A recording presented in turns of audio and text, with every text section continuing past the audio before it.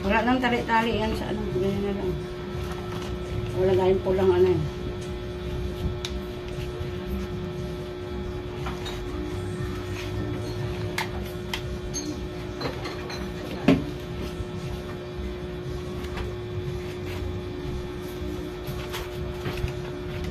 Hindi naman sa'yo guys kung malaki ilalagay mo. Sa akin ganyan lang.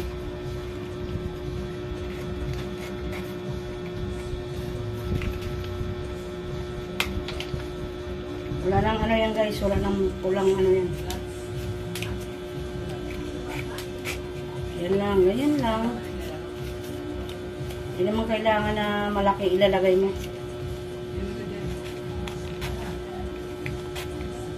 Walang ribbon yan guys. Ganyan lang siya.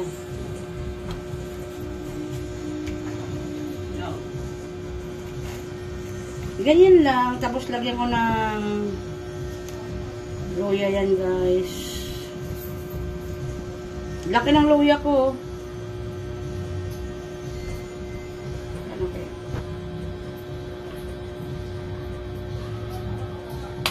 Imbis na orange, ito na lang, luya na lang ilagay ko guys.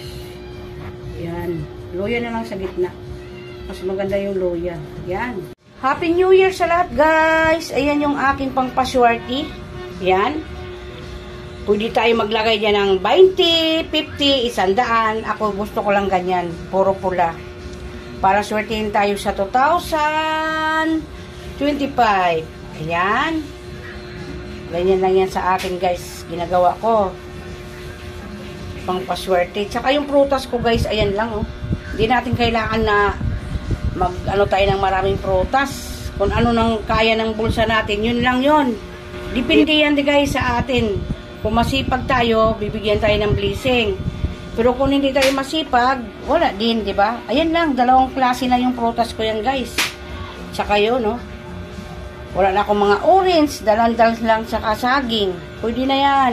Ang importante, guys, nakaraos tayo sa 2024. 2025 naman ang harapin natin kung paano tayo makaraos sa 2025. Hanggang dyan na lang, guys. Happy New Year sa inyong lahat. Ayan yung aking mga pangpaswerte, di ba? Simple lang yan, guys.